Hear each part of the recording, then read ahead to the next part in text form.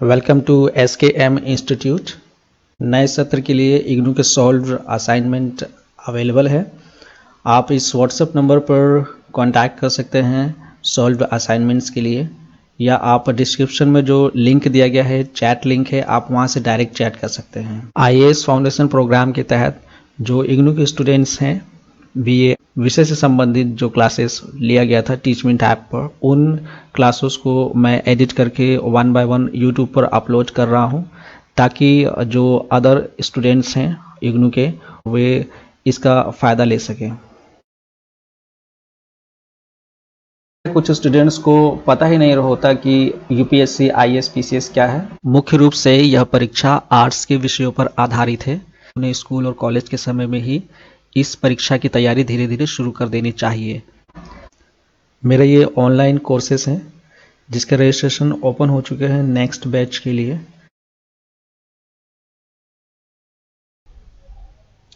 सिंधु सभ्यता के उत्पत्ति के विषय में काफ़ी वाद विवाद रहा है। तो इस संदर्भ में ऐसा किस लिए हुआ है, इसका जो मेन पॉइंट यह है कि जब सिंधु सभ्यता यानी कि हड़प्पा सभ्यता की जब खोज की गई थी, तो उसकी जो प्रारंभिक अवस्था थी उसके बारे में उस समय कोई भी साक्ष्य में प्राप्त नहीं हुआ था। होता क्या है कि जब कोई संस्कृति जब डेवलप होती है तो वो उसकी एक प्रारंभिक अवस्था होती है पहले तो, या फिर उसके बाद एक ट्रांजिशन पीरियड होता है, फिर उसके बाद परिपक्व अवस्था आती है। तो प्रारंभिक अवस्था मतलब कि कोई अगर संस्कृति कहीं पे पनप रही है तो उसकी शुरुआती जो फेज़ होता है, ठीक है, तो उसे कहते हैं प्रारंभिक अवस्था। और उसके बाद कई जब हज़ारों साल बीत जाते हैं, या मान लीजिए कि सैकड़ों साल बीत जाते हैं, तो उसके बाद एक ऐसा पॉइंट आता है, एक ऐसा समय आता है जब वो अपनी जो संस्कृति है, वो संस्कृति विशेष जो है वो अपने चरम पर होती है, यानी कि वहाँ पे सब कुछ सेटल्ड होता है। आप कहीं पर भी देख लीजिए, अगर कोई मान लीजिए कोई एरिया है, जैसे कि मान लीजिए ये जो DLF सिटी है, ठीक है, गुड़गांव में, तो वहाँ पे पहले क्या था, वहाँ पे आज से कुछ साल पहले वहाँ पर जो है बिल्कुल ही पूरा का पूरा मैदान था, ठीक है। तो वहाँ पे छोटे छोटे फिर कंस्ट्रक्शन होने स्टार्ट हुए, फिर वहाँ पे बड़ी बड़ी जो है जो ऑफिसेस वगैरह जो है और कंस्ट्रक्शन हुए, DLF सिटी बनी, ठीक है। और आज आप एंटर करेंगे उसमें वहाँ पे गुड़गांव में, तो वहाँ पे आपको मतलब एक अलग ही लुक मिलेगा। हालांकि ये लुक जो है आज से 30 साल पहले वहाँ पे नहीं था, 30-40 साल पहले, ठीक है, वहाँ पे जो धूल उड़ा करती थी। तो इस तरह से पहले एक शुरुआती फेज़ होता है, ठीक है, इसे प्रारंभिक अवस्था कहते हैं। वहाँ पे अभी छोटे छोटे कुछ जो है सेटअप्स लगेंगे, या जो है संस्कृति जो है अपने शुरुआती चरण में होती है, तो वहाँ पे कुछ नए नए चीज़ें जो है इंट्रैक्शन में आएंगे। उसके बाद जो है समय बीतते बीतते बीतते बीतते तो वहाँ वो जो संस्कृति है अपने चरम स्तर पर होगी, ठीक है। तो उसके बाद जब उसे बोलते हैं परिपक्व अवस्था, उसके बाद जो आता है वो फिर संस्कृति के अवनति, यानी कि नहीं, संस्कृति जो है अपने ढलान पर जाती है। तो बेसिकली हुआ क्या था कि जो हड़प्पा सभ्यता जो खोजी गई थी, तो वहाँ पे वो प्रारंभिक अवस्था, वहाँ पे उसके कोई चिन्ह प्राप्त नहीं हुए थे, ठीक है। तो इसलिए जो विचार प्रकट हुए, जो पुरातत्वविद थे और हिस्टोरियन थे, उन्होंने कहा, यह माना कि जो हड़प्पा सभ्यता है वो बेसिकली जो है मेसोपोटामिया सभ्यता से ही आई है, ठीक है। यानी कि इसका जो है ये जो शहरी सभ्यता, जैसे कि हड़प्पा सभ्यता क्या थी, शहरी सभ्यता थी, ठीक है। तो दुनिया की जो सबसे प्राचीनतम शहरी सभ्यता है वो मेसोपोटामिया में ही है, ठीक है। ये एक वेल नोन फैक्ट है।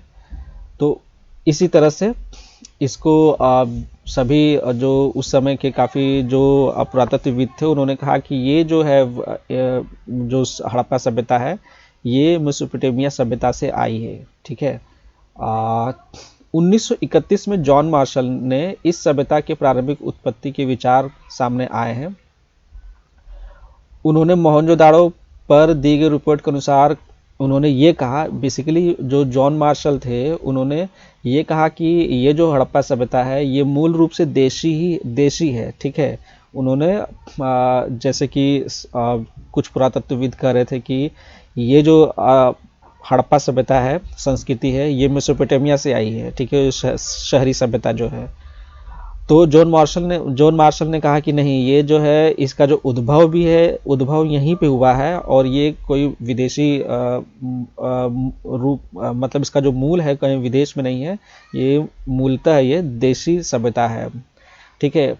और लेकिन वो क्या इसके इसके अपने जो ये उन्होंने ये जो बात कही थी उसके उसके संदर्भ में कोई भी साक्ष्य, पुख्ता साक्ष्य वो प्रस्तुत नहीं कर पाए, हालांकि थ्योरी दिया उन्होंने, ठीक है। उसी उसके बाद जो है गार्डन चाइल्ड ने भी उनके उस विचारों का समर्थन किया, ठीक है। उन्होंने भी कहा कि जो हड़प्पा सभ्यता है वो मतलब धैर्यपूर्ण प्रयासों का परिणाम, मतलब वो सिंपली कह रहे थे कि ये यहीं पर ये सभ्यता पनपी है, ठीक है। कोई विदेशी इसमें बाहर का कोई मूल, उसमें जो उद्भव है इसका कोई बाहर का या विदेशी उद्भव नहीं है, ये देशी ही उसका उद्भव मूल रूप से है।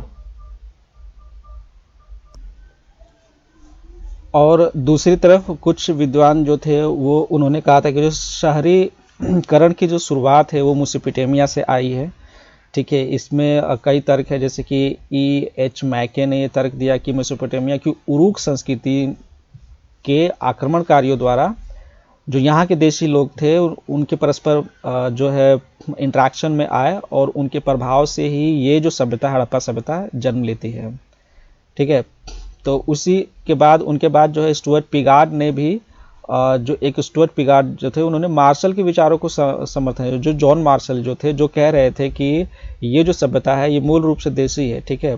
तो स्टुअर्ट पिगार्ड ने भी उनके इस समर्थन को, उनके इस विचारों को समर्थन दिया। इसके अलावा एम व्हीलर, ठीक है, उन्होंने भी इस संभावना से इनकार किया कि मेसोपोटामिया के प्रभाव को महत्वपूर्ण माना, ठीक है। जो एम व्हीलर है उन्होंने भी कहा कि जो मेसोपोटामिया की जो संस्कृति है उसका प्रभाव है यहाँ पर, उन्होंने इसको महत्वपूर्ण माना। लेकिन उन्होंने ये कहा कि जो प्रवासन जो कि मतलब वहीं से सब कुछ मतलब जो है इंट्रैक्शन होकर के यहाँ पे आया, उन्होंने इस बात को इनकार करने से, उन्होंने मानने से मना कर दिया। हालांकि उन्होंने कहा कि हाँ थोड़ा बहुत प्रभाव हो सकता लगता है, ठीक है। उन्होंने यह भी कहा कि मेसोपोटामिया प्रथम शहरी सभ्यता थी, तो ये एक वेल नोन फैक्ट है, मॉडल है, प्रतिमान है, ठीक है। तो इस परंपरा जिसे उधार लिया गया वह यह यहाँ पर जो भवन निर्माण और ईंटों का प्रयोग मोहनजोदड़ो व हड़प्पा सभ्यता निर्मित दुर्गों पर विदेशी प्रभाव दिखाई देता है, ऐसा स्टुअर्ट पिगट ने, जो एम व्हीलर थे, उन्होंने कहा था कि जो यहाँ पे जो शहरी निर्माण है, भवन निर्माण है और जो ईंटों का प्रयोग है, ठीक है, वैसा लगता है कि जो मेसोपोटामिया की शहरी सभ्यता थी उससे कुछ जो है उसके प्रभाव दिखाई देते हैं, ठीक है। लेकिन उन्होंने ये मना कर दिया कि पूरा का पूरा जो है वहाँ से ही उठ करके जो सभ्यता है यहाँ पे आई है, मतलब उनका देख करके। तो ये कुछ जो विचार हैं जो पुरातत्वविदों के, ठीक है। तो बेसिकली जो व्हीलर जो थे, व्हीलर ने के अनुसार जो सिंधु सभ्यता है उसने मेसोपोटामिया से विचारों को ग्रहण किया था, लेकिन वो इस बात को इन्होंने संभावनाओं को इनकार किया कि वहाँ से जो है लोग आकर के यहाँ पर बसे और उनकी जो संस्कृति है वो उठ करके यहाँ पर आई, ठीक है। इस तरह से है।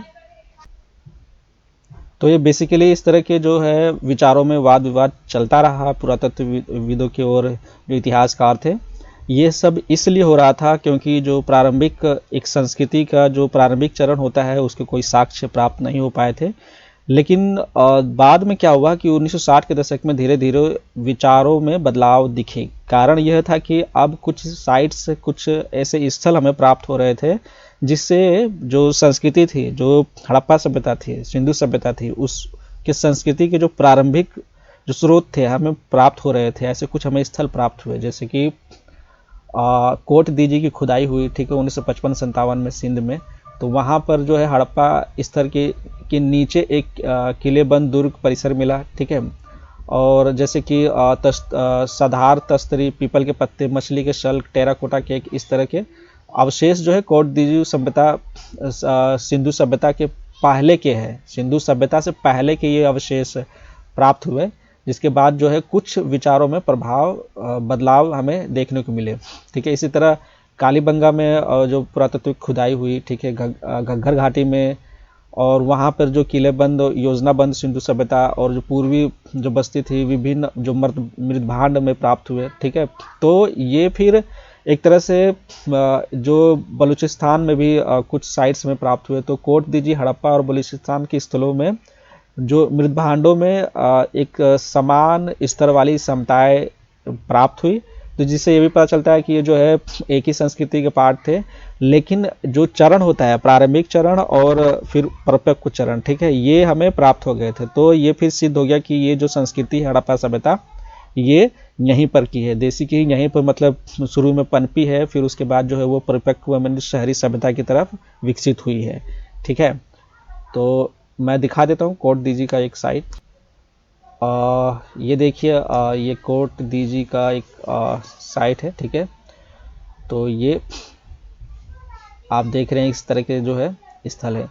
तो यहाँ पे ये उतने उत्कृष्ट नहीं है जैसे कि हड़प्पा सभ्यता जो कि शहरी सभ्यता थी, तो वहाँ की जो बनावट थी, बसावट थी, ठीक है, उससे थोड़ा सा ये प्रिमिटिव है।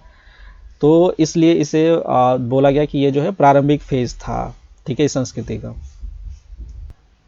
तो ये बेसिकली जो है पूर्व हड़प्पा और प्रारंभिक शहरीकरण जिसे बोलते हैं। ठीक है, तो प्रारंभिक शहरीकरण अवस्था के बारे में हमें पता चला, जो कुछ साइट्स बाद में हमें जो प्राप्त हुए। ठीक है, उसके बाद हमें पता चला कि पहले प्रारंभिक शहरीकरण हुआ था, फिर उसके बाद जो है सघन, समरूप और मानवीकृत मतलब अधिक परिपक्व अवस्था की तरफ अग्रसित होती है संस्कृति। ठीक है, और ये निष्कर्ष इस तरह से निकला कि जो वहाँ पे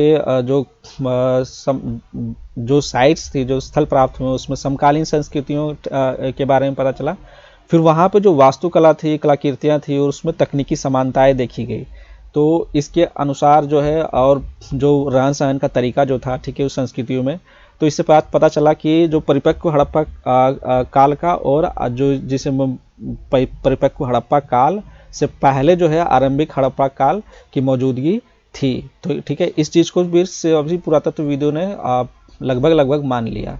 तो कैसे पता चलता है कि जो हड़प्पा परिपक्व हड़प्पा चरण जो है और प्रारंभिक हड़प्पा जो चरण होता है, उसको दो घटनाक्रम पर बल देकर के समझा गया है। ठीक है, अलग करने के लिए दो घटनाक्रम होते हैं। पहला तो ये कि शिल्प कुशलता में जो विकास जो देखने को मिलता है, या कोई वस्तु उत्पादन की मात्रा बढ़ने लगती है। जैसे कि अगर आपको एक मतलब मान लीजिए कि एक आपको घड़ा बनाने के लिए दे दिया जाए, ठीक है, तो आप जब वो आप पहले तो एक्सपर्ट है नहीं, आप पहले सीखेंगे, उसके बाद जो है उसको बनाना स्टार्ट करेंगे, तो हो सकता है जो घड़े हैं, जो घड़ा समझते हैं ना, मिट्टी का जो पानी भरने वाला जो होता है, ठीक है, पहले इस्तेमाल होता था, अब तो आरओ वगैरह चलता है।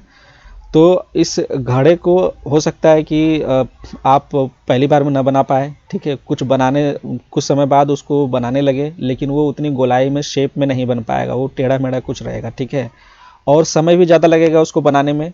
तो लेकिन जब आप एक्सपर्ट हो जाएंगे तो फिर वो उसमें जो है एक जो कह सकते हैं कि उसका आकार भी अच्छा रहेगा, फिर जो है प्रोडक्टिविटी, यानी कि बहुत ज़्यादा आप घड़े भी बना पाएंगे। ठीक है, तो एक सिंपल फैक्ट है। इसी फैक्ट के बल पे इन्होंने ये देखा कि जो शिल्प है, जो मतलब जो कलाकृतियाँ जो है और जो वास्तुकला है, ठीक है, वो कितने एक्सपर्टाइज से बनाया गया है। ठीक है, और फिर उसके बाद ये भी देखा गया कि उसकी जो उत्पादन क्षमता है, अगर आप एक्सपर्ट्स हो जाएंगे किसी चीज़ को करते करते करते करते, तो उसकी उत्पादन क्षमता जो है बढ़ जाएगी, और कुछ नई टेक्नोलॉजी का यूज़ करके भी आप जो है उत्पादन क्षमता बढ़ा पाएंगे। तो ये टेक्नोलॉजी कैसे आएगी? ये जब आपको उस चीज़ के लिए कुछ ज़रूरत महसूस होगा, तो फिर उसका जो सॉल्यूशन ढूंढने के लिए आप कुछ जो है तकनीक ईजाद करेंगे। तो इस तरह से धीरे धीरे जो है संस्कृतियाँ जो है डेवलप होती हैं। इसके अलावा जो वहाँ पे जो सिंचाई व्यवस्था जो थी कृषि के लिए, संगठित सिंचाई की व्यवस्था का जो विकास क्रम देखा गया था, तो इसके आधार पर भी ये पता चलता है कि परिपक्व हड़प्पा क्या है और प्रारंभिक हड़प्पा जो है उसके जो साइट्स जो है उसको पहचाना जाता है। तो ये हो गया इससे संबंधित, हड़प्पा सभ्यता से संबंधित। अब ये बोध प्रश्न है, ठीक है, तो इसमें हमें क्या करना है कि कौन से स्टेटमेंट सही है, कौन से गलत है, ये पता लगाना है। तो पहला जो स्टेटमेंट है वो ये बता रहा है कि जो जस्ट अ मोमेंट, हाँ, तो ये पहला स्टेटमेंट है कि चार्ल्स मेमन पहले व्यक्ति थे जिसने हड़प्पा को एक प्राचीन शहर के रूप में पहचाना, जिसे अलेक्जेंडर के समय का संगल कहा जाता था।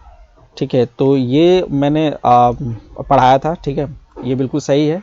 पहले व्यक्ति यही थे, ठीक है, जिन्होंने जो हड़प्पा सभ्यता को प्राचीन शहर के रूप में पहचाना था। ठीक है, और इसको इन्होंने अलेक्जेंडर के समय काल से जोड़ा था। दूसरा है कि हड़प्पा सभ्यता के लोग लोहे का इस्तेमाल से परिचित थे। ठीक है, ये सेकेंड जो स्टेटमेंट है ये गलत है, क्योंकि अभी तक हमने जो कुछ भी पढ़ा उसमें कहीं लोहे का जिक्र नहीं हुआ है। ठीक है, तो बेसिकली लोहे के इस्तेमाल से परिचित नहीं थे। तीसरा है कि इस सभ्यता को हड़प्पा सभ्यता कहा जाता है क्योंकि हड़प्पा प्रथम स्थल था जिसकी खोज हुई थी। बिल्कुल ये सही है, मैंने बताया था। ठीक है, कि हड़प्पा एक जगह का नाम है जहाँ पर पहली बार सिंधु सभ्यता को खोजा गया था। ठीक है, तो इसलिए इसे हड़प्पा सभ्यता के नाम से भी जाना जाता है। इसके बाद है कि हमारे पास इसका प्रमाण है कि हड़प्पा के पूर्वज बड़े शहरों में रहते थे। हड़प्पा के पूर्वज बड़े शहरों में रहते थे, ये बेसिकली गलत है। ठीक है, ऐसा कुछ नहीं है, क्योंकि हड़प्पा अपने आप में एक बड़ा शहर था। ठीक है, इससे पहले, क्योंकि ये परिपक्व संस्कृति जो हड़प्पा संस्कृति थी ये परिपक्व थी, इससे पहले का जो फेज था वो प्रारंभिक संस्कृति थी। तो बड़े शहर कहाँ से आ जाएंगे। ठीक है, तो इस तरह से है। अब ये जो नेक्स्ट क्वेश्चन है, क्वेश्चन नंबर 2, हड़प्पा सभ्यता की भौगोलिक विशेषताओं पर 10 पंक्तियां लिखें। ठीक है, ये जो है इसमें आपको 10 पॉइंट लिखने हैं हड़प्पा सभ्यता की भौगोलिक विशेषताओं पर। ठीक है, मैं इसमें से बताया तो आपको कहाँ से कहाँ तक, मतलब अगर आप नोट्स बना रहे हैं तो किधर से इसको जो है 10 पंक्तियां आपको लिख के रख लेना है। जो ये प्रश्न है सेकंड, तो यहाँ से इसको तैयार करना है। ठीक है, ये जो विस्तार क्षेत्र है, भौगोलिक विस्तार क्षेत्र, ये लिख लेना है। वैसे ऊपर यहाँ पे दे रखा है कि कुछ स्थल खोजे गए थे, जैसे लोथल, सुरकोटड़ा, धोलावीरा गुजरात में। ठीक है, कालीबंगा जो है राजस्थान में, बनवाली व राखीगढ़ी हरियाणा में। ठीक है, और शोरतगुई अफगानिस्तान में। ठीक है, तो इस तरह से है। और इसके जो विस्तार क्षेत्र है तो आप यहाँ से जो है 10 लाइन बना सकते हैं। ठीक है, ये जो भी मैंने पढ़ाया था तो ये सारा का सारा जो है यहाँ से आप इस सेक्शन में से उठा सकते हैं।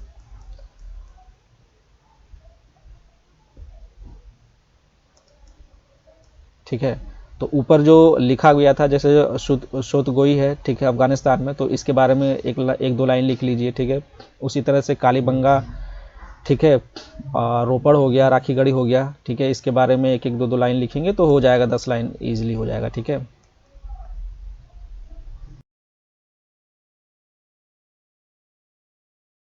Thank you very much.